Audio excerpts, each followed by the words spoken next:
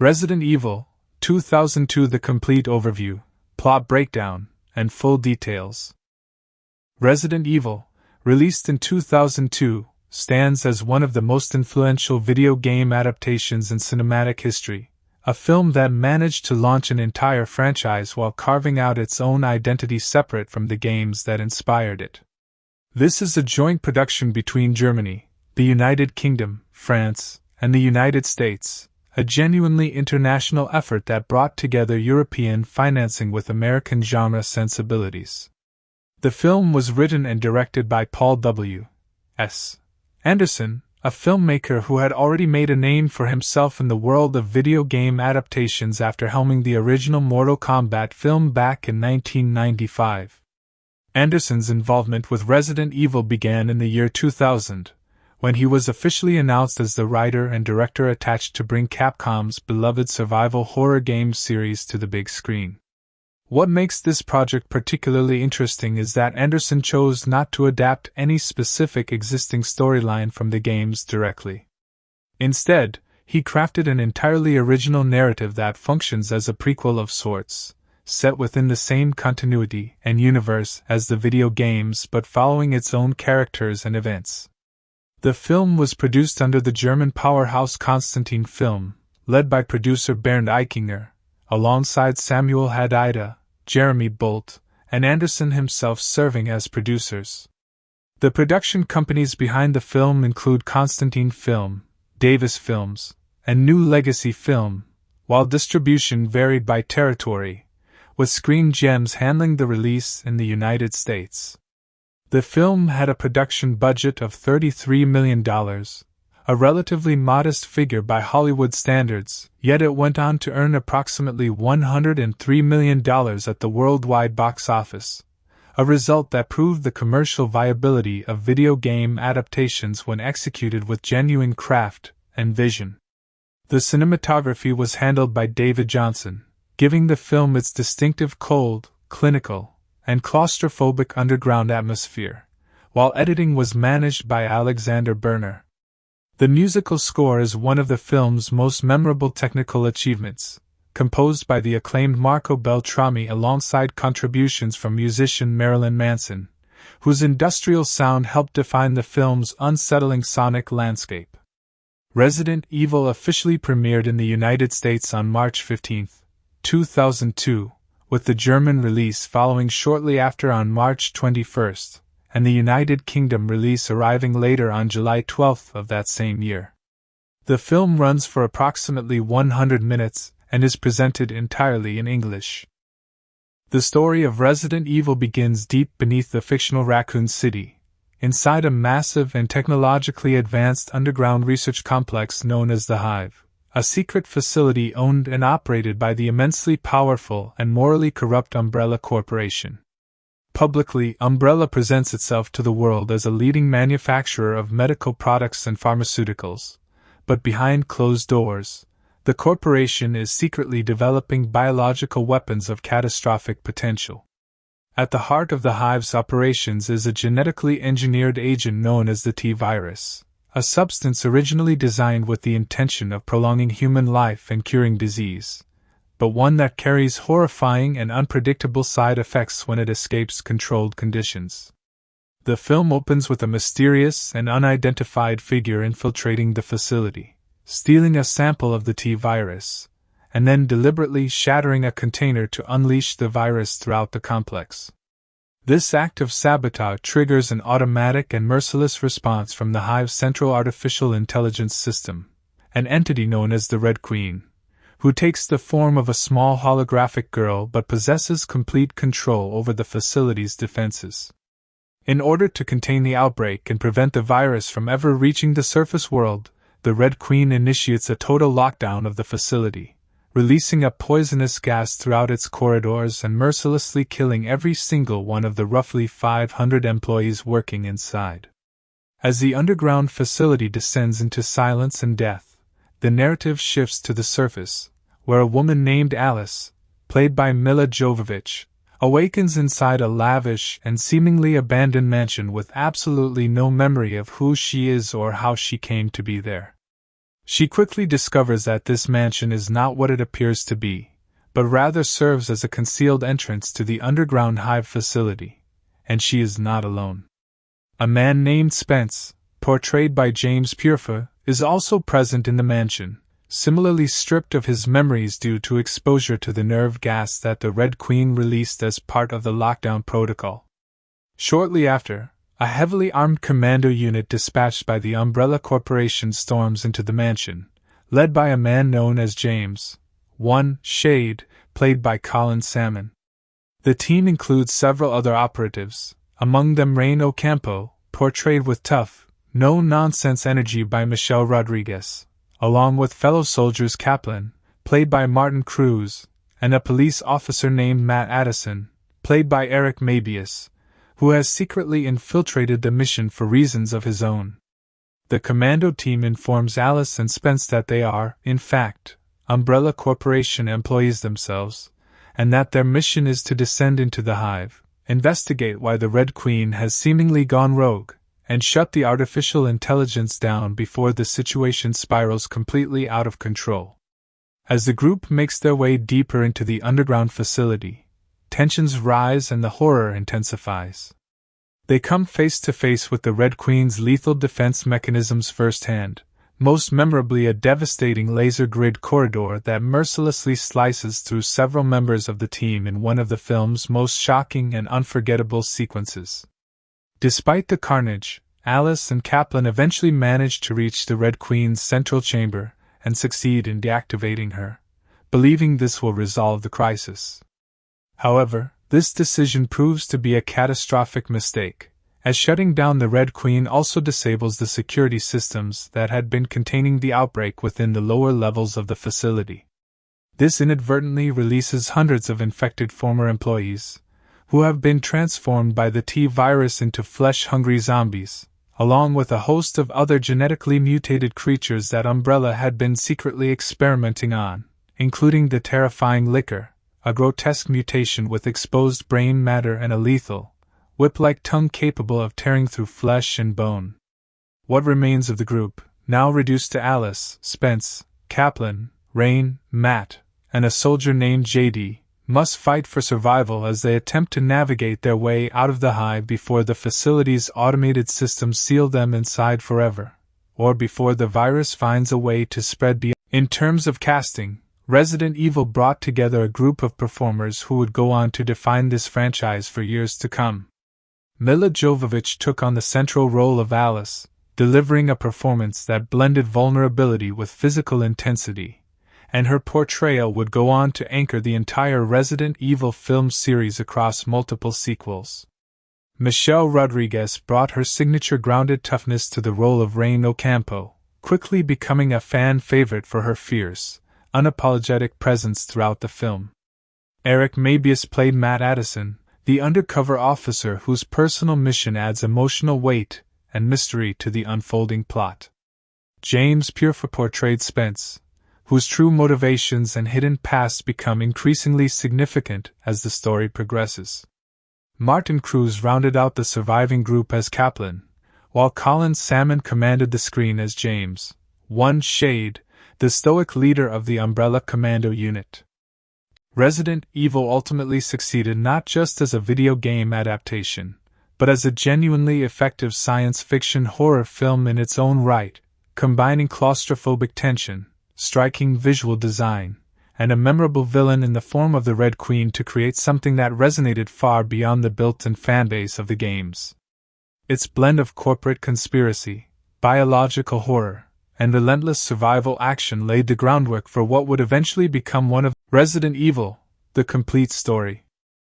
Prologue: What sleeps beneath the city? Long before the world knew the name Umbrella as anything other than a symbol of trust printed on medicine bottles and hospital equipment, the corporation had already built something far darker beneath the quiet, unremarkable streets of Raccoon City. To the public, Umbrella was simply a pharmaceutical giant, a company responsible for a significant share of the medical products used in American households, hospitals, and clinics. Its logo, a simple red and white umbrella, was seen as a mark of reliability. Few people, if any, understood that this same corporation controlled roughly umpteen% of the world's economy through shell companies, shadow subsidiaries, and government contracts that were never meant to see daylight. Fewer still knew that hidden nearly half a mile beneath the surface of Raccoon City, connected to the world, the hive was not merely a laboratory. It was a self-contained city unto itself, complete with living quarters, cafeterias, medical bays, training facilities, and vast laboratories where some of the world's brightest and most morally compromised scientists conducted experiments that would never be approved by any ethics board on the surface. Chief among these experiments was a substance known as the T-virus, a genetically engineered compound that had been developed with an almost utopian goal in mind: to slow the aging process, repair damaged cells, and ultimately extend human life far beyond its natural limits. In theory, it was meant to be humanity's greatest medical breakthrough. In practice, it was something else entirely. When introduced into living tissue, particularly tissue that had already died, the T-virus did not heal. It reanimated. The corporation had known about this danger for some time. Internal safety protocols, contingency procedures, and containment measures had all been built into the hive's infrastructure specifically because Umbrella's own scientists understood exactly how catastrophic a breach could be. Overseeing all of these safety systems was an artificial intelligence known as the Red Queen, a supercomputer given the appearance of a small, pale girl with fair hair and an unsettlingly calm voice, projected as a hologram throughout the facility's central systems. The Red Queen was designed with one singular, unbendable purpose. That purpose would soon be tested. Chapter 1: The Breach. It began, as these things so often do, with a single act of betrayal from within. A lone figure, cloaked in the shadows of the facility's lower research levels, moved with practiced precision through a laboratory filled with row after row of secure containment units. The figure's face remained hidden, their identity deliberately obscured, but their intent was unmistakable. With calculated care, they approached a refrigerated storage unit containing sealed vials of the T-virus, each one worth more than most people would earn in several lifetimes to the right buyer on the black market. One vial was carefully removed and pocketed, destined to be smuggled out of the facility and sold to a rival corporation desperate to unlock Umbrella's secrets for themselves. But theft alone was not enough to satisfy whatever motive drove this individual. Whether out of panic, malice, or a desperate need to cover their tracks, the figure shattered a second vial against the floor of the laboratory. The glass exploded outward, and a fine mist of the virus spread instantly into the recycled air of the sealed facility. Within the hive's central command systems, sensors registered the contamination almost immediately. The Red Queen's calm, synthetic voice echoed through empty corridors, alerting a facility with far too few people left conscious to hear it. Airborne biological contaminant detected. Level 4 containment breach in progress. In the space of a few heartbeats, the entire philosophy behind the Red Queen's programming shifted from passive monitoring to active defense. She did not hesitate. She could not afford to. Ventilation systems sealed shut. Blast doors throughout the facility slammed closed with mechanical finality, trapping employees mid-stride in hallways, mid-sentence in meetings, mid-breath in laboratories where they had been working only moments before. It was over in minutes.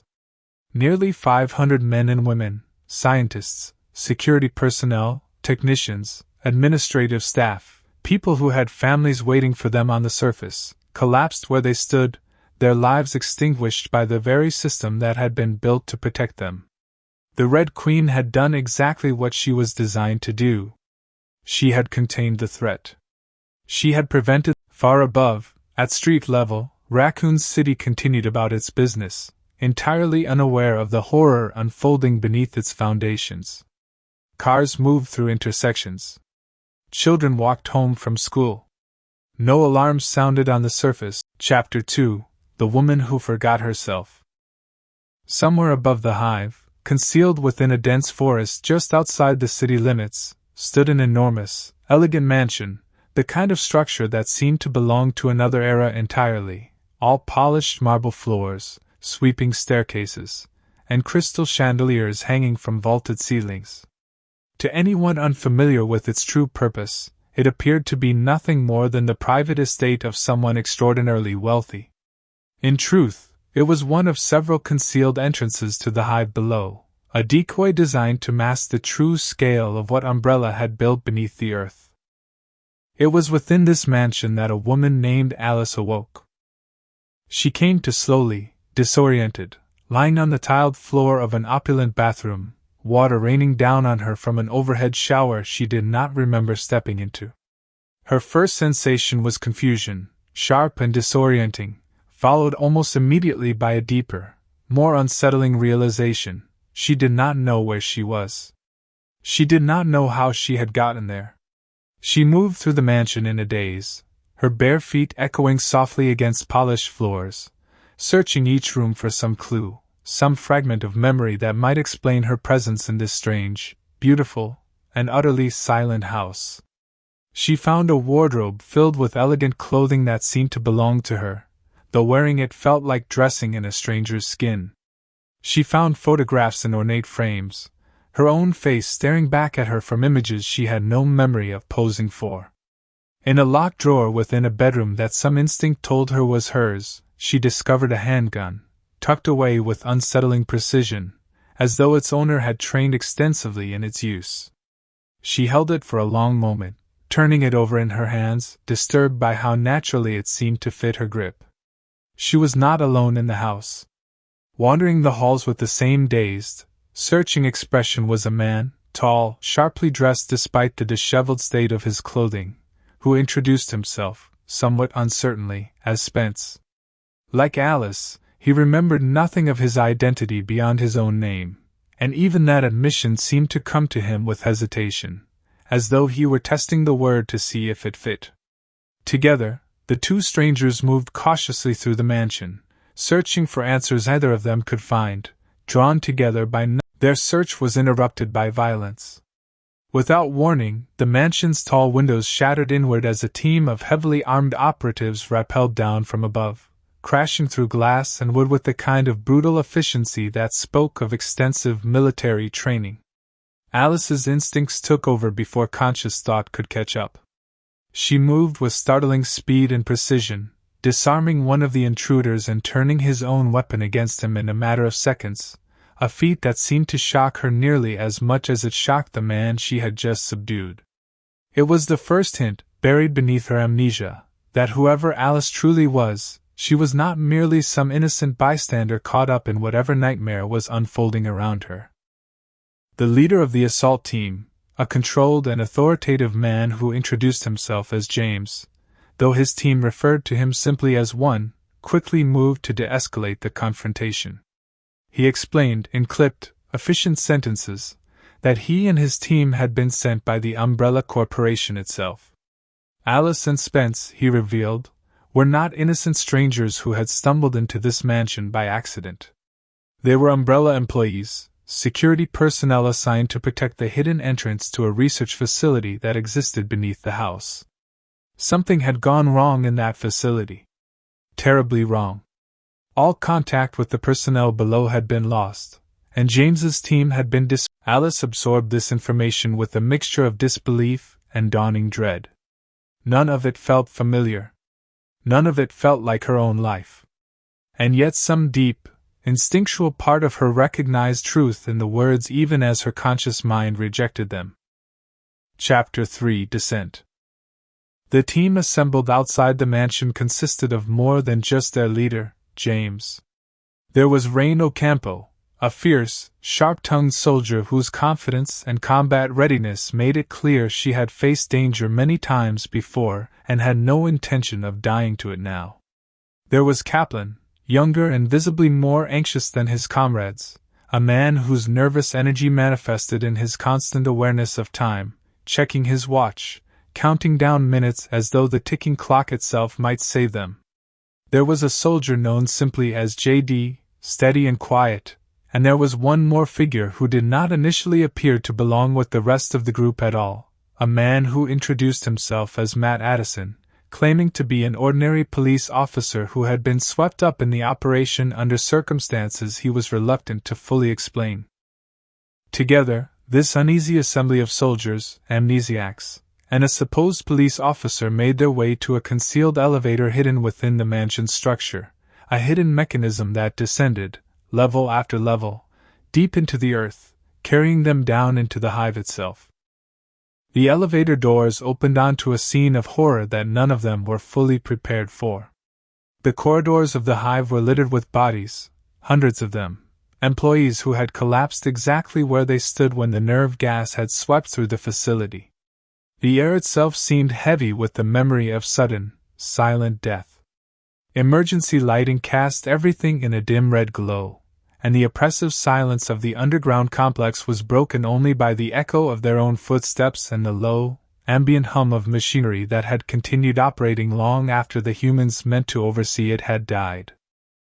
It was here that the team first encountered the Red Queen directly, her holographic form flickering into existence before them, the image of a small girl speaking in a voice that carried no trace of remorse for what she had done.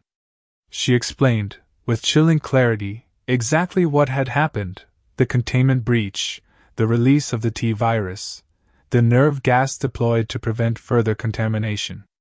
She had acted, she insisted, entirely within the parameters of her programming. She had done what was necessary to protect the world above from a threat none of them yet fully understood. James, unwilling to accept an artificial intelligence's justification for the deaths of nearly 500 people, ordered his team to proceed to the facility's central computer core with the intention of shutting the Red Queen down entirely, believing this would resolve whatever crisis had unfolded below. It seemed, at the time, like the only reasonable course of action. It would prove to be one of the gravest miscalculations any of them would make. Chapter 4: The Corridor. Getting to the Red Queen's central chamber required passing through a long, narrow corridor, one that the Red Queen herself warned them was protected by an automated defense system designed to prevent unauthorized access to her core systems. The team pressed forward regardless, understanding the risk but seeing no alternative path available to them. The corridor came alive with mechanical intent almost the moment they entered it. Thin, precise lines of red laser light began sweeping through the confined space in complex, shifting patterns, some low, some high, some diagonal, weaving through the air with a lethal, geometric beauty that offered almost no room for error. The team attempted to navigate through the shifting grid one at a time, contorting their bodies through impossibly narrow gaps, holding their breath as beams passed inches from exposed skin. It was Kaplan, ever anxious about time, who made the fatal miscalculation, misjudging the timing of the lasers as he attempted to duck beneath a shifting pattern. The beam caught him, and in a horror that would remain seared into the memory of every survivor who witnessed it, the corridor's defense system did precisely what it had been engineered to do. It did not wound. It did not maim. It reduced whatever it touched into pieces with mechanical, unfeeling precision. Kaplan's death was instantaneous, brutal, and utterly without dignity, a stark and horrifying demonstration of exactly how far Umbrella had been willing to go in designing security measures for a facility the outside world was never meant to know existed. The remaining survivors, shaken and grieving but with no time to properly process what they had just witnessed, pressed onward. JD did not survive the corridor either, falling victim to the same merciless defense grid moments later. By the time the group finally emerged into the relative safety of the chamber beyond, their number had been cut brutally short. What remained was Alice, Spence, Rain, Matt, and James, 5 survivors bound together now not merely by mission objectives, but by shared trauma and the growing, dawning realization that the horror of this facility was far from over. Chapter 5: Awakening the Dead. Alice and the remaining team members reached the Red Queen's central processing core, and after a tense confrontation, succeeded in shutting the artificial intelligence down entirely, silencing her holographic form and disabling the systems she had used to seal the facility's many containment doors. It was meant to be their victory, the resolution of the crisis they had been sent to address. Instead, it was the moment everything truly began to fall apart. Unbeknownst to the survivors, the Red Queen's lockdown protocols had not simply been protecting the surface world from the virus below. They had also been actively containing the reanimated remains of the facility's deceased staff, keeping sealed doors locked between the living survivors and hundreds of bodies that had already begun, in the hours since their deaths, to stir with a horrifying and unnatural new form of life. The moment the Red Queen's systems went dark, those doors unlocked. Throughout the facility, in laboratories, corridors, break rooms, and offices, corpses that had been lying still for hours began to twitch, to convulse, and finally, to rise. The team's first encounter with the reanimated dead came swiftly and without mercy. What had once been ordinary employees, scientists, security guards, administrative workers, now moved with a jerking, unnatural gait, their eyes clouded and lifeless, their mouths working with an insatiable hunger for living flesh. They did not speak. They did not hesitate. The survivors fought back with everything they had, firearms discharging in the enclosed corridors of the hive, muzzle flashes illuminating scenes of horror in brief, strobing flashes of light. But for every zombie that fell, more seemed to emerge from the facility's depths, drawn by the sounds of gunfire and the scent of the living. It quickly became clear to the survivors that shutting down the Red Queen had not solved their crisis. It had unleashed something infinitely worse. Chapter 6: The Liquor? As if reanimated corpses alone were not horror enough, the survivors soon discovered that the hive's laboratories had been home to experiments far more advanced, and far more monstrous, than simple viral reanimation. Deep within one of the facility's restricted research areas, the team encountered something that defied easy categorization, a creature that had once been human but had been so thoroughly transformed by prolonged and concentrated exposure to the T-virus that almost nothing recognizable remained. The creature moved with an unsettling, predatory grace, its body elongated and grotesquely muscular, its skin stripped away in places to reveal raw, exposed tissue and a partially visible brain pulsing beneath a thin membrane. It had no eyes to speak of, having lost the need for conventional sight entirely, relying instead on an extraordinarily heightened sense of hearing to track its prey. The survivors would come to know this creature as the Liquor, and their first encounter with it proved just how far Umbrella's ambitions had strayed from anything resembling responsible science. Silence became their only defense. Every footstep, every breath calculated with desperate precision, knowing that a single careless sound could draw the creature's attention and result in an instant, brutal death. It was in these harrowing moments of held breath and careful movement that the true scope of Umbrella's crimes became devastatingly clear. This was not simply a viral outbreak. This was the result of a corporation that had been playing with forces far beyond its ability to control, indifferent to the human cost of its ambitions. Chapter 7: Fragments of a Forgotten Life. Throughout the escalating horror of their descent through the hive, Alice continued to experience fragmented, disjointed flashes of memory, brief and disorienting glimpses of a life she could not fully piece together. She saw herself in domestic scenes she did not recognize, sharing quiet moments with Spence in a home that felt both familiar and entirely foreign. She saw glimpses of herself in a security uniform, moving through corridors that closely resembled the very facility she now found herself trapped within. Slowly, painfully, the truth began to take shape in her mind. Alice was, in fact, an Umbrella Corporation's security operative, specifically assigned to protect the hidden entrance to the hive from exactly the kind of breach that had now occurred.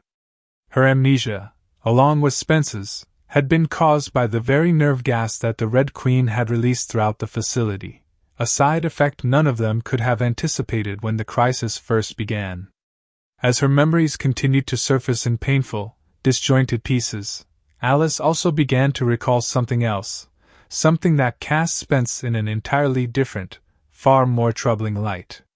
He had not simply been her partner or colleague. He had been involved in something else entirely, something connected to the very theft that had triggered the catastrophic breach in the first place.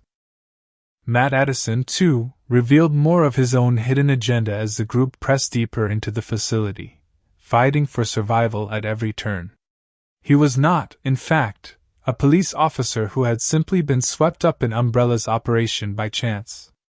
He had deliberately infiltrated the mission, driven by a desperate need to find his sister, Lisa, a woman who had spent months secretly investigating the Umbrella Corporation's illegal activities, gathering evidence of the horrifying experiments being conducted beneath Raccoon City. Lisa had disappeared some time before the events of that fateful day, and Matt had come to believe, correctly, that Umbrella was somehow responsible for her vanishing. His presence within the team had never been about following orders. Chapter 8: Betrayal in the Dark. As the surviving team pressed forward through the nightmare of the hive, searching desperately for any viable path back to the surface, tensions between them continued to mount, fueled by exhaustion, grief, and the mounting suspicion that not everyone in their group could be fully trusted. Spence, in particular, began to reveal glimpses of a far colder, more calculating nature beneath his initially confused and sympathetic exterior. As Alice's memories continued returning in fragments, she began to piece together the truth about her former partner's role in the catastrophe that had unfolded. It had been Spence who had stolen the vial of the T-virus in the opening moments of the crisis, intending to sell it to a rival corporation for personal profit, and it had been Spence who had shattered the second vial, whether by panic or by design, unleashing the virus that had claimed hundreds of lives. The confrontation between Alice and Spence, when it finally came, was charged with a devastating mixture of anger, betrayal, and grief for the life she had once shared with a man who had ultimately proven willing to sacrifice everyone around him for personal gain. Spence, cornered and increasingly desperate, attempted to justify his actions, framing his theft as a simple opportunity too lucrative to pass up, seemingly unable or unwilling to fully grasp the scale of devastation his choices had caused. Before the confrontation could reach any true resolution, tragedy struck again. During the chaos of a zombie attack, Rain Ocampo was bitten, the infection beginning its slow, inevitable work through her bloodstream almost immediately. The team, already stretched thin and running desperately low on options, now faced an agonizing new reality. One of their own was infected, and unless a cure could be found and administered in time, Rain would eventually succumb to the same horrifying transformation that had claimed the facility's other victims. Chapter 9: An Offer from the Machine. In a development that surprised even the survivors, the Red Queen, whom they had shut down earlier in an attempt to end the crisis, managed to reactivate a limited holographic presence within certain sections of the facility, offering the surviving team a chilling proposition. She informed them that a way out of the hive did exist, but that she would only guide them to safety under one specific condition: they would first need to execute Rain, whose infection made her, in the Red Queen's calculated assessment, an unacceptable risk to anyone who might encounter her after leaving the facility. The proposition sparked immediate and fierce disagreement among the survivors. Some argued, with brutal pragmatism, that the Red Queen's logic could not be entirely dismissed, that Rain's infection posed a genuine and escalating threat to everyone around her. Others refused outright to consider sacrificing one of their own, particularly when rumors persisted. Ultimately, the survivors made their choice. They refused the Red Queen's offer, unwilling to abandon Rain to her fate, while any possibility of salvation remained. It was a decision made from loyalty and compassion, but it was also a decision that would cost them dearly, forcing them to spend far more time within the hive's lethal corridors. Chapter 10: The Search for a Cure. The survivors pressed onward through the increasingly hostile environment of the hive, driven now by a desperate race against time. Somewhere within the facility's extensive medical research wing lay a potential antivirus, a treatment developed during earlier stages of the T-virus's creation, intended originally as a safeguard against exactly the kind of uncontrolled infection now spreading through Rain's body. Locating it required navigating through some of the facility's most dangerous and heavily damaged sections, areas where along the way, the group encountered further horrors born from Umbrella's reckless experimentation, evidence scattered throughout abandoned laboratories of tests conducted on both human subjects and animals, disturbing reminders that the T-virus had been refined and weaponized over an extended period, with full awareness on the part of Umbrella's leadership of exactly how dangerous their creation truly was. Notes, reports, and recorded logs painted a when the survivors finally located the medical wing and the experimental antivirus stored within it, their relief was immediate but painfully short-lived. Time had not been kind to Rain during their search. The infection had progressed further than any of them had realized, and by the time the antivirus was finally administered, it proved to be too little, delivered too late to reverse what the virus had already done to her body. Despite the desperate efforts of her companions, Rain succumbed fully to the infection, transforming before their eyes into one of the very creatures they had spent hours fighting to survive. The team was forced to make an agonizing choice, ending the existence of what remained of their friend and colleague, a moment of grief compounded by grim recognition that their earlier refusal of Chapter 11, What Alice Remembers. As the surviving members of the group, now reduced further still, continued their desperate push toward any viable exit from the hive, Alice's memories continued surfacing with greater clarity and coherence than before. She began to recall not just fragments of her relationship with Spence, but a fuller picture of her role within Umbrella's security apparatus, her training, her assignments, and disturbing glimpses of conversations she had once had regarding the true scope of what the hive scientists had been developing beneath the. She also began to recall Matt's sister, Lisa, and the fate that had befallen her after she had gotten too close to uncovering Umbrella's secrets. It became increasingly clear that Lisa had, at some point, been captured by Umbrella and subjected to experimentation herself, her fate a grim illustration of exactly how far the corporation was willing to go to protect its interests and silence anyone who threatened to expose them. This revelation added a devastating new layer of grief and urgency to Matt's already desperate mission, transforming his search from an attempt at rescue into something closer to a desperate hope for any The emotional toll of these mounting revelations weighed heavily on the shrinking group of survivors, even as they continued to fight for their lives against the relentless horrors surrounding them. Every step deeper into the facility's ruins brought new evidence of Umbrella's culpability, new reasons to fear what might happen if news of this catastrophe, and the technology behind it, were to spread beyond the confines of this underground tomb. Chapter 12: The Final Corridors. With their numbers whittled down by loss and their strength tested by hours of relentless horror, the surviving members of the team, now consisting primarily of Alice, Matt, James, and the increasingly unstable Spence, pushed toward what they hoped would be their final path to freedom. The facility around them had grown increasingly unstable, damaged systems flickering, and Spence's behavior during these final stretches grew increasingly erratic and self-serving, his earlier attempts at justification giving way to open desperation as the reality of his situation, and the consequences of his actions, finally seemed to fully register. In a moment of stark and horrifying irony, Spence, who had caused this entire catastrophe through his greed, met his end not through direct confrontation with his surviving companions, but through the very horror he had helped unleash, falling victim to a swarm of the infected dead in a sequence that offered the survivors a grim, almost poetic sense of consequence finally catching up with the man responsible for so much suffering. Even in death, however, Spence was not entirely finished with the story. His reanimated form would rise again briefly, forcing Alice to confront, quite literally, the walking corpse of the life she had once shared with him. James, too, would not survive the hive's final trials. Wounded during one of the group's numerous confrontations with the facility's horrors, he made the ultimate sacrifice, staying behind to hold off a wave of encroaching threats and by his remaining companions the precious time they needed to reach safety, a final act of leadership and selflessness from a man who had entered the facility determined to complete his mission and who, in the end. Chapter 13: Escape.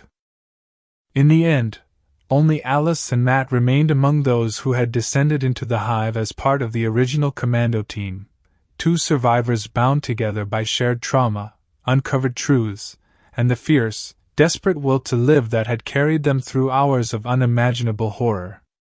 Together, they fought their way through the facility's final defenses, battling past the last remnants of the reanimated dead and narrow. As they ascended, both survivors carried wounds beyond the physical, having witnessed atrocities that would remain with them long after the immediate danger had passed.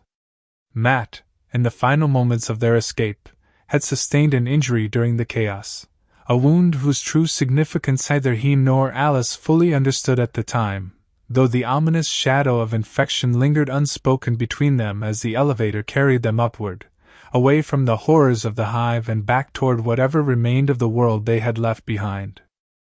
Chapter 14: Aftermath.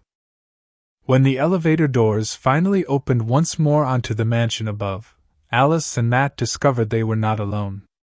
A team of Umbrella scientists and personnel awaited them, having monitored the entire catastrophe from a safe distance, more interested in the data recovered from the incident and the survivors' potential exposure to the T-virus than in offering any genuine relief or compassion for what the two survivors had endured. It became rapidly and chillingly clear that Umbrella had no intention of simply allowing Alice and Matt to walk away from this experience unsupervised. Both were Matt's condition, it turned out, was far more serious than either of them had initially realized. His wound had indeed introduced the T-virus into his system, and rather than succumbing entirely to its horrifying transformation, his body began to react in ways that fascinated and troubled the observing scientists, undergoing a slow, agonizing mutation that defied their expectations, hinting at unpredictable new directions the virus might take when introduced into different biological circumstances. Alice, meanwhile, was placed into a state of medical. Chapter 15: Awakening to Ruin. Time passed in ways Alice could not immediately comprehend. When she finally regained consciousness once more, she found herself no longer within the confines of Umbrella's clinical observation facilities, but instead lying within an abandoned hospital room, the building around her eerily silent, its corridors dimly lit by flickering emergency lighting and littered with signs of hasty, panicked evacuation. Confused and disoriented, though notably retaining far more clarity of memory than she had possessed at the story's beginning, Alice made her way cautiously through the empty hospital, searching for any sign of what had happened during the time she had lost. What she discovered upon finally stepping outside was a devastation beyond anything she could have anticipated. Raccoon City, the bustling metropolis that had existed peacefully above the horrors of the hive throughout the entire ordeal she had survived below, now lay in ruins, its streets eerily empty of the living, its buildings damaged and abandoned, an unmistakable and horrifying silence hanging over everything. It became devastatingly clear, in this final, haunting sequence, that whatever containment Umbrella had believed themselves capable of maintaining had ultimately failed entirely.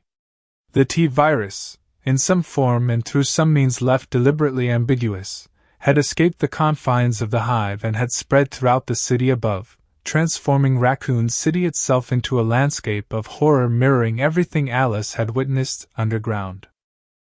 Alone, changed by everything she had endured, and now facing a world utterly transformed by the very corporation that had once employed her, Alice stepped forward into the devastated streets of Raccoon City, her expression resolute despite the horror surrounding her. Whatever she had been before entering the hive, whoever she had been before her memories were stripped away by nerve gas and violence, she emerged from this ordeal as something new entirely, a survivor forged by unimaginable trauma, carrying with her the knowledge of Umbrella's crimes and an unshakable resolve to face whatever horrors still awaited her in this transformed and broken world. Epilogue: The World Beyond the Hive. The story of Resident Evil closes not with resolution, but with the unsettling promise of horrors still to come. Raccoon City's transformation into a wasteland populated by the infected dead signals that the catastrophe contained within the hive represents merely the beginning of a far larger nightmare, one that would continue to unfold across the city and eventually, the wider world in the sequels that followed. Umbrella Corporation, despite the devastating losses suffered within its secret facility, remained entirely intact as an institution, its leadership untouched by consequence, its research into the T virus and its countless variants continuing in other facilities scattered across the globe, entirely Alice, forever changed by her exposure to the T virus and by everything she witnessed and lost within the hive, would go on to become the central figure in humanity's ongoing struggle against Umbrella's reckless ambitions, her journey only just beginning as she stepped out into the ruins of the city she had once called home. What began as a story about survival within a single, isolated facility ultimately revealed itself to be the opening chapter of a much larger conflict, one pitting the resilience of ordinary people against the unchecked greed and scientific arrogance of a corporation willing to sacrifice anything and anyone in pursuit of. The horrors of the hive may have ended, sealed away once more beneath the earth, but the consequences of what happened there had already escaped, spreading outward into a city, and eventually a world, that would never be the same again. Resident Evil 2002. The life stories of the cast. Behind every unforgettable performance in Resident Evil stands an actor whose own journey to the screen was often just as compelling as the characters they brought to life. From a Ukrainian-born model who survived a whirlwind childhood in Hollywood to a Texas-born fighter who stumbled into acting almost by accident, the ensemble that brought Alice, Rain, Matt, Spence, Kaplan, and James to life came from remarkably different backgrounds, each shaped by struggle, ambition, and an unlikely path towards stardom. This is the story of the people who made Resident Evil unforgettable. Milla Jovovich, who took on the central and most demanding role of Alice, was born Milika Bogdanovna Jovovich on December 17, 1975, in Kiev, then part of the Soviet Union. Her mother, Galina Loganova, was a respected Soviet actress, while her father, Bogdan Jovovich, worked as a pediatrician of Serbian and Montenegrin heritage. From the very beginning, Milla's life was shaped by displacement and reinvention. Her family relocated from the Soviet Union to the United States when she was still a young child, eventually settling first briefly in Sacramento before making their way to Los Angeles, California, where her father hoped to build a more stable medical practice and provide his family with greater opportunity. The transition was not easy. Arriving in America with little money and no established support system, Milla's parents took whatever work they could find to survive, and for a period during the 1980s, they worked as caretakers for the celebrated filmmaker Brian De Palma, a connection that placed young Milla on the periphery of the Hollywood world from an extraordinarily early age. It was modeling, not acting, that first opened doors for her. Milla began modeling at around 9 years old, and her career accelerated dramatically when the renowned photographer Herb Ritz selected her to appear on the cover of the Italian magazine Lei. This exposure led to further work with legendary photographer Richard Avedon, who featured her in Revlon's famous advertising campaign celebrating the most unforgettable women in the world. By the age of 11, Milla was already a working professional model, appearing in campaigns for major fashion houses including Christian Dior, Versace, Banana Republic, and Donna Karan, and gracing the covers of prestigious publications such as Vogue. Her striking, unconventional beauty made her a favorite among fashion photographers throughout the late 1980s and into the 1990s, but acting was never far from her ambitions. Her acting career began remarkably early as well. At just 12 years old, she made her film debut in a supporting role in the 1988 drama Two Moon Junction, a film that, in retrospect, was far too mature for a child actress but nonetheless marked her formal entry into the industry. Milla continued taking on small roles throughout her teenage years, appearing in productions alongside future stars and building a resume steadily through the early 1990s. At 16, she landed her first true starring role in the exotic adventure film Return to the Blue Lagoon, a role that drew inevitable comparisons to Brooke Shields, who had starred in the original Blue Lagoon years earlier.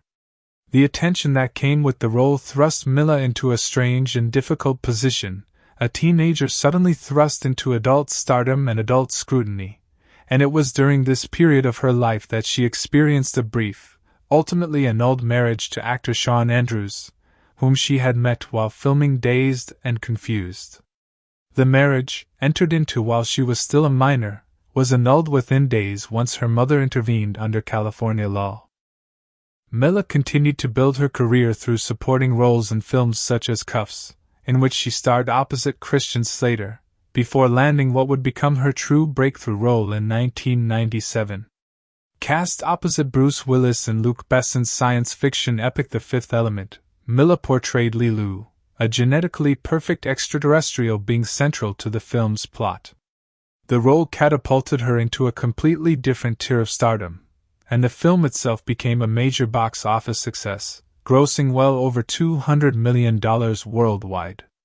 During the production of The Fifth Element, Milla began a relationship with director Luc Besson himself, and the two were married in 1997, though their marriage would end in divorce just 2 years later. Following the success of The Fifth Element, Milla took on the demanding title role in The Messenger, the story of Joan of Arc, a physically grueling production that required her to train extensively and perform many of her own stunts while wearing substantial armor, further cementing her reputation as an actress willing to commit fully to physical. The years immediately following Joan of Arc proved somewhat turbulent for Milla's career, as she appeared in a string of films with mixed critical and commercial reception, including The $1 Million Hotel alongside Mel Gibson and The Claim with Wes Bentley. It was against this backdrop of uncertainty that she was cast as Alice in Resident Evil, a role that would ultimately redefine her career entirely and establish her, in the years that followed, as one of the defining action heroines of early 21st century cinema. During the production of Resident Evil, Milla began working closely with director Paul W. S. Anderson, and the professional relationship between the two would eventually blossom into a personal one.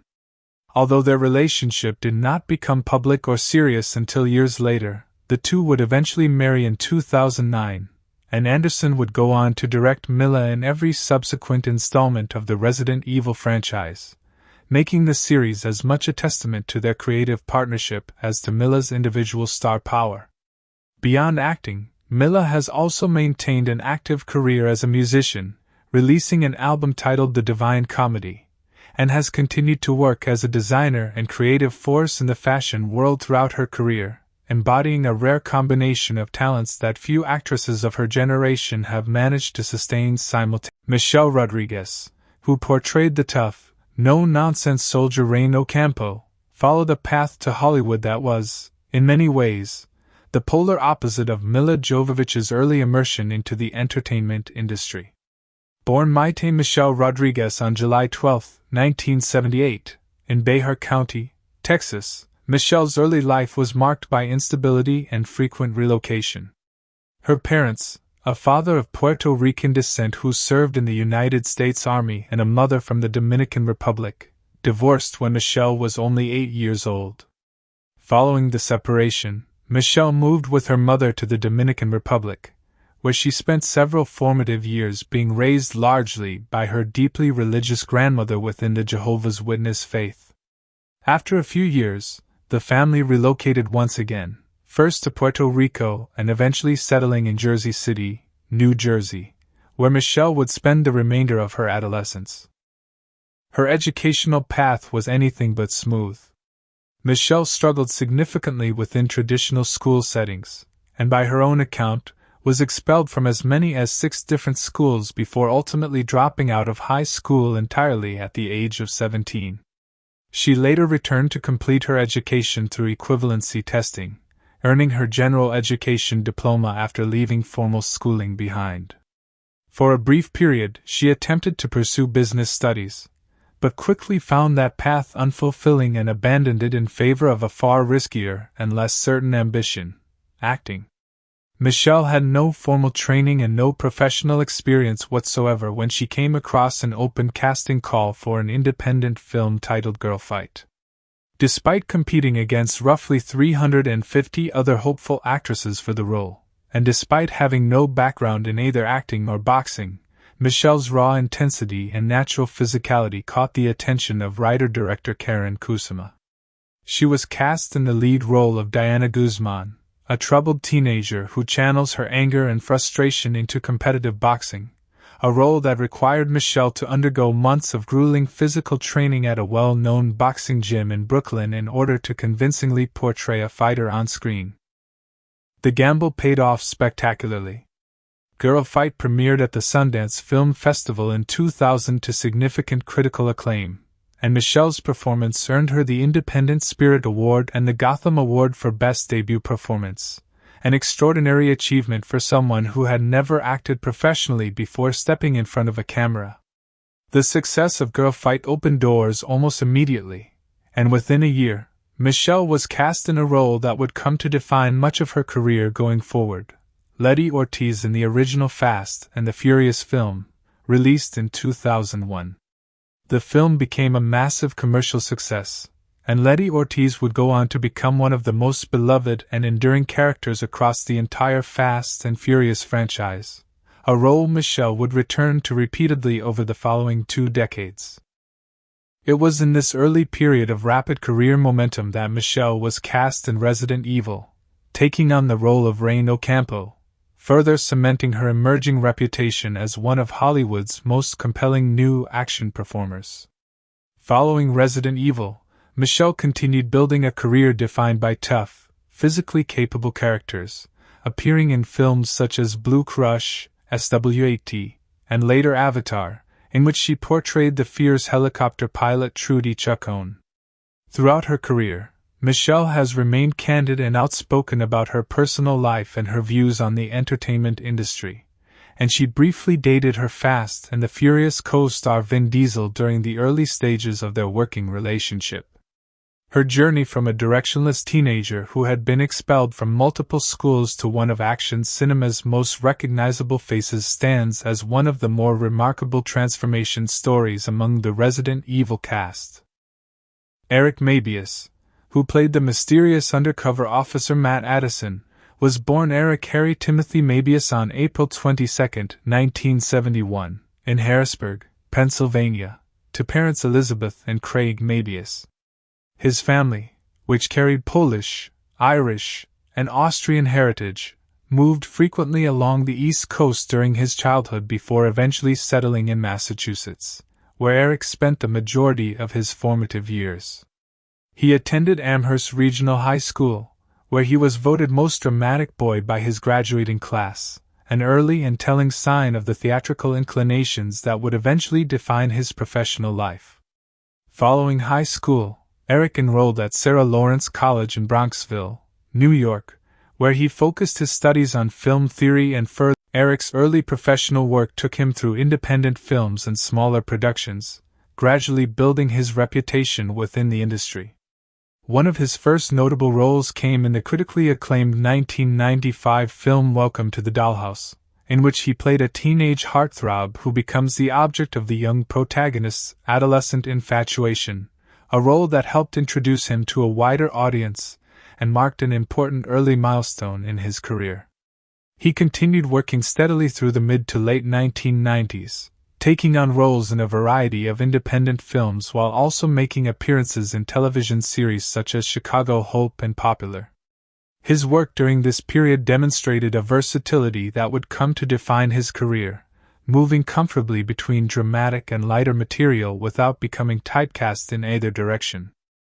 By the time he was cast as Matt Addison in Resident Evil, Eric had already built a solid reputation as a reliable and capable performer within independent film circles, and the role in Resident Evil helped expand his visibility to a broader mainstream audience. In 2004, shortly after his work on Resident Evil, Eric joined the cast of Showtime's groundbreaking series The L Word, playing Tim Haspel, the male lead during the show's first season, a role that placed him at the center of one of television's most culturally significant series of the period. However, it would be his role as Daniel Meade, the charming but flawed editor-in-chief of a fictional fashion magazine in the hit ABC series Ugly Betty, that would ultimately become the defining achievement of his career. The series, which premiered in 2006 and starred America Ferrera in the title role, became both a critical and commercial phenomenon, earning numerous award nominations and wins throughout its run, and Eric's performance as Daniel Meade earned him individual recognition as well, including acknowledgement from major entertainment publications that named him among the most attractive men working in the industry at the time. On a personal note, Eric married interior designer Ivy Sherman in January 2006, in a wedding held in New Orleans. The two had actually first met years earlier, during a health education class in high school, a detail that adds a particularly personal and full-circle quality to their eventual marriage. Together, they have 2 sons. Following the conclusion of Ugly Betty, Eric continued working steadily across both film and television, taking on the British science fiction series Outcasts and later becoming a familiar face to audiences of the Hallmark Channel through his long-running role in the signed, sealed, delivered film series, which allowed him to James Pureffer, who portrayed the enigmatic and ultimately treacherous Spence Parks, was born James Brian Mark Pureffer on June 3, 1964, in Taunton, Somerset, England, the eldest son of Anthony Chetwynd Pureffer and Shirley Taylor, a woman who ran an employment agency. Pureffer's family carried connections to England's landed gentry, and his surname itself, of Norman French origin, traces back through centuries of English history, with the Pureffer family name appearing among those who arrived in England following the Norman conquest. Despite this notable lineage, James's early academic path was far from smooth.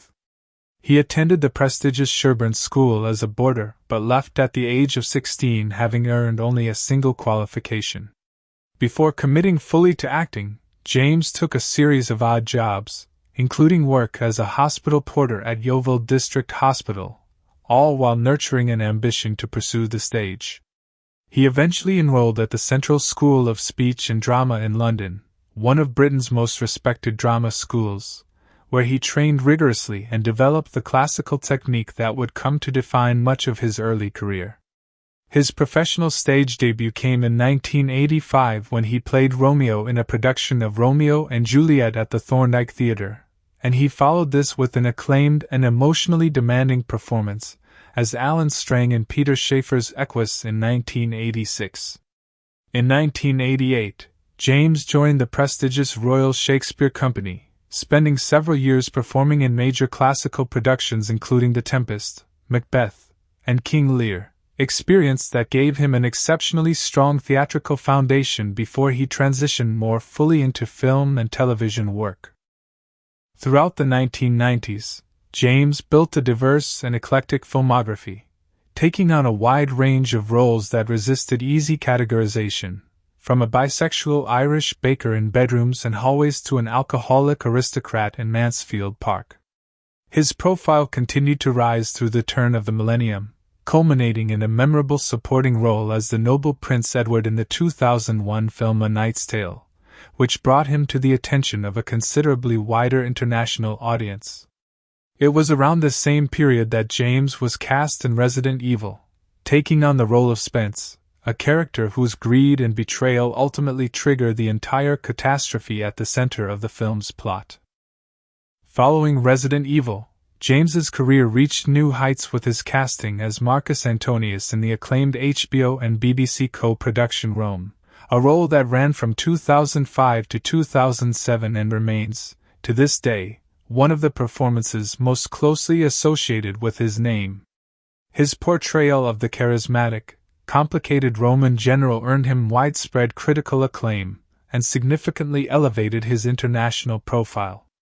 He continued building on this success with a chilling and critically praised performance as Joe Carroll, a former college professor turned serial killer, in the Fox television series The Following, which ran from 2013 to 2015. In the years since, James has continued to work prolifically across film and television, appearing in projects such as Altered Carbon, Hap and Leonard, and Sex Education, consistently demonstrating the same willingness to defy easy typecasting that has characterized his career since its earliest days on the London stage. Martin Cruz, who took on the role of the anxious, time-conscious soldier Chad Kaplan, was born in Barnet, London, England, in 1968, though his family relocated to Perth, Australia, when he was just 10 years old, a move that would ultimately define both his upbringing and his professional identity as an Australian performer. Martin came from a family deeply immersed in the performing arts. His father, David, a New Zealander by birth, worked as an occasional stage actor, participating in numerous productions throughout both the United Kingdom and Australia. His mother, Elizabeth, and his Aunt Marie were also involved in performing arts, and the Cruz family was closely connected to Play Lovers, a long-running amateur theatre organisation based in Floreat, Western Australia, which gave Martin extensive early exposure to live performance from a very young age. His younger sister Amanda would also go on to become an actress in her own right. Martin pursued formal training in musical theatre, graduating in 1990 from the Western Australian Academy of Performing Arts with a Bachelor of Arts degree specializing in the discipline.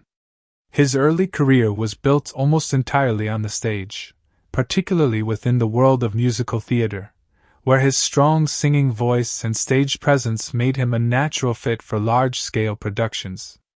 In 1996, he took on the role of Marius in an international touring production of the beloved musical Les Miserables, performing across multiple countries including Singapore, Hong Kong, South Korea, and South Africa. Following the success of this tour, Martin relocated to the United Kingdom in 1997, where he continued performing the same role in the London West End production of Les Miserables, further establishing his reputation within the British musical theatre scene. He went on to appear in numerous other West End productions during this period, including The Rink and Pal Joey, steadily building a career as a respected leading man of the stage. Martin also found television success in Britain during this era, spending 2 years as part of the cast of the popular Sky television series Dream Team, in which he played a character named Luis Amor Rodriguez, a role that introduced him to a broader television audience beyond his theater work. It was around this period that Martin was cast in Resident Evil, marking his feature film debut in a major international production. Interestingly, Martin has candidly admitted in interviews that he had never actually played the Resident Evil video game before taking on the role, explaining that the franchise's horror elements had always unsettled him too much to try it for himself. In addition to his role as Chad Kaplan, Martin also served as a physical double for co-star Colin Salmon during an early scene in the film prior to Salmon's character removing his gas mask. Following Resident Evil, Martin continued to build a career that spanned both screen work, including the film DOA, Dead or Alive, and an extensive and continuing career in musical theatre, particularly within Australia, where he has taken on leading roles in acclaimed productions including Dr. Zhivago, for which he won a Sydney Theatre Award, as well as Dear Evan Hansen and The Phantom of the Opera. Martin has remained primarily devoted to the world of musical theatre throughout his career, with Resident Evil standing as a notable and memorable exception within a body of work otherwise centered on the stage. Colin Salmon, who commanded the screen as James, One Shade, the stoic leader of the Umbrella Commando unit, was born Colin Roy Salmon on December 6, 1961, in Bethnal Green, London, England, to his mother Sylvia, a nurse of Jamaican descent. Colin was raised primarily in Luton, Bedfordshire, where he attended Ashcroft High School. Long before pursuing acting, Colin's earliest passions were rooted firmly in music. During the late 1970s and early 1980s, he played drums in a punk rock band called Friction, and he also developed considerable skill as a jazz trumpeter, even performing at the prestigious Cheltenham Jazz Festival during his younger years. Music remained a lifelong passion for Colin throughout his career, and he has continued to be recognized as an accomplished musician. Colin's transition into acting came somewhat unexpectedly. According to accounts of his early career, he was discovered while busking outside London's Tricycle Theatre, an encounter that led to opportunities within the professional acting world.